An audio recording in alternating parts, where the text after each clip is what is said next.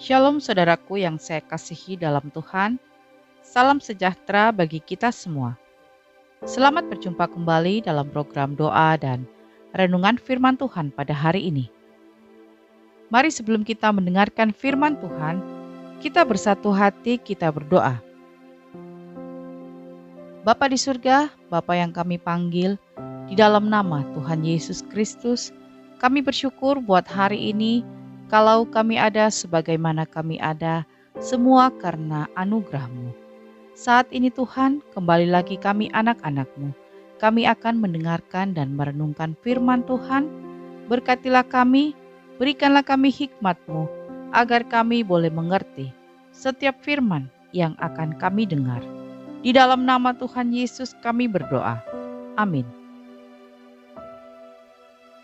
Renungan firman Tuhan hari ini berjudul, Sudahkah kita hidup dalam kebenaran?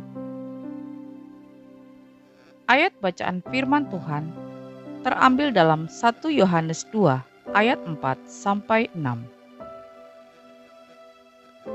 Barang siapa berkata, "Aku mengenal Dia," tetapi ia tidak menuruti perintahnya, ia adalah seorang pendusta, dan di dalamnya tidak ada kebenaran.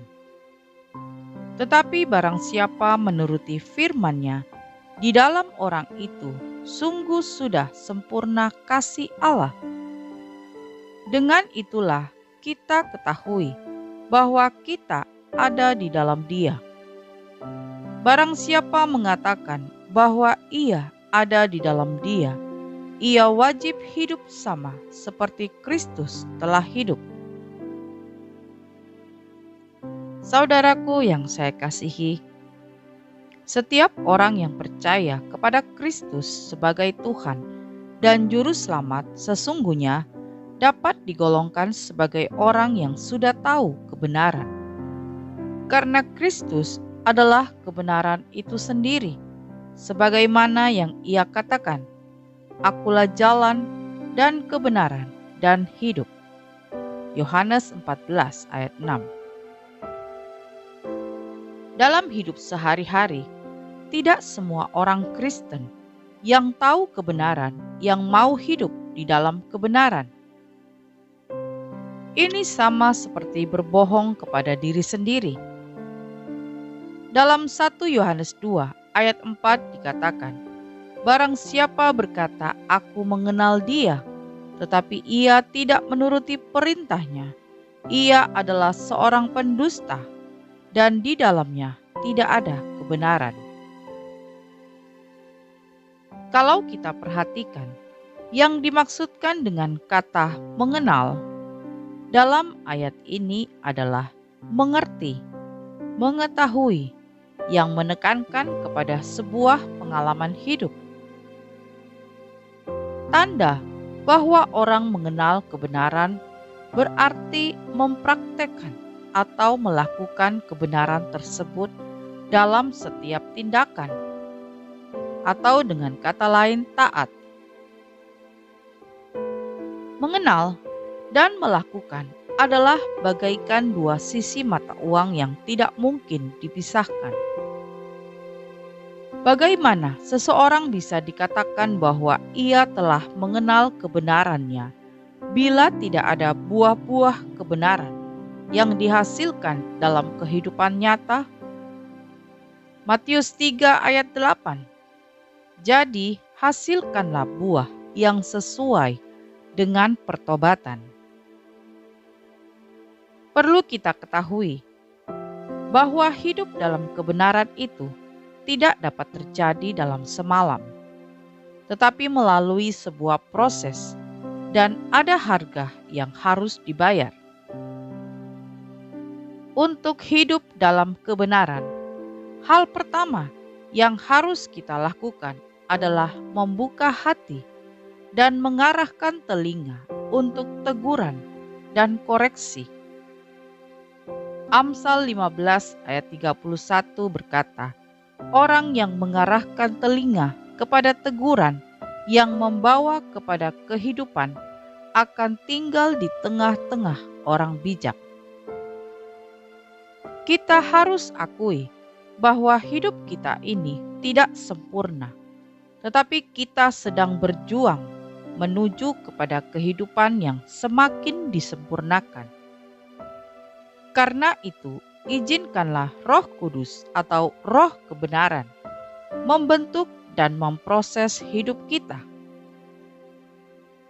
Tanda seseorang telah mengenal kebenaran adalah ia akan berpikir 1000 kali jika hendak melakukan dosa atau pelanggaran, karena ia tahu bahwa setiap ketidaktaatan akan mendapatkan balasan yang setimpal.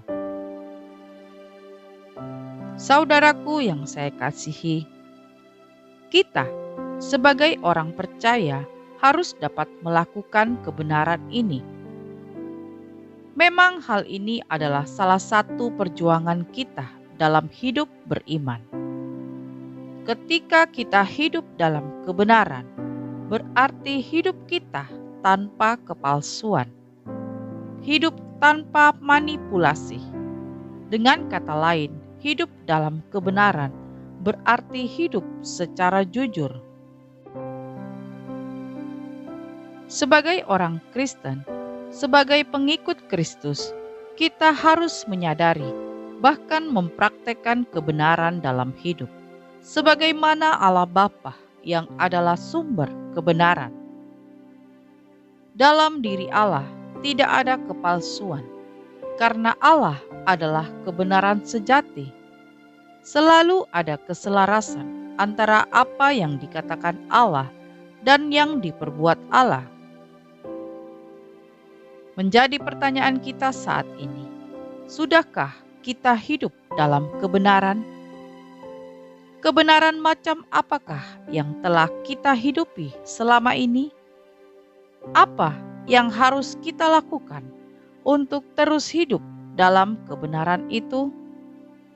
Yohanes 8 ayat 31 sampai 32 menjawab, "Jikalau kamu tetap dalam firman-Ku, kamu benar-benar adalah murid-Ku, dan kamu akan mengetahui kebenaran, dan kebenaran itu akan memerdekakan kamu."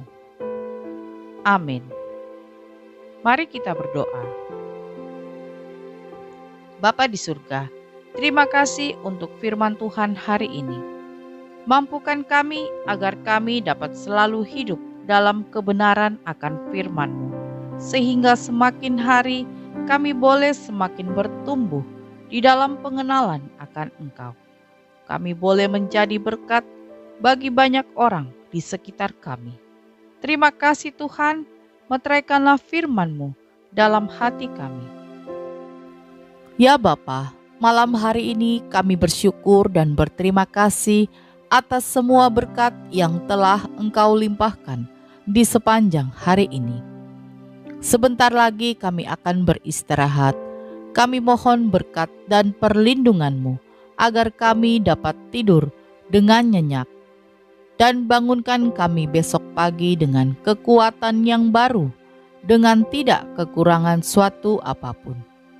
Ampunilah kami Tuhan atas segala dosa dan kesalahan yang telah kami perbuat di sepanjang hari ini, baik sengaja maupun yang tidak sengaja. Terima kasih Tuhan, kami sudah berdoa malam hari ini. Kami percaya Engkau sudah mendengarkan doa kami. Di dalam nama Tuhan Yesus kami berdoa dan mengucap syukur. Haleluya. Amin. Puji Tuhan, kita sudah berdoa malam hari ini. Saya percaya kita sudah diberkati. Sampai berjumpa kembali dalam doa kita besok. Selamat malam, selamat beristirahat. Tuhan Yesus memberkati.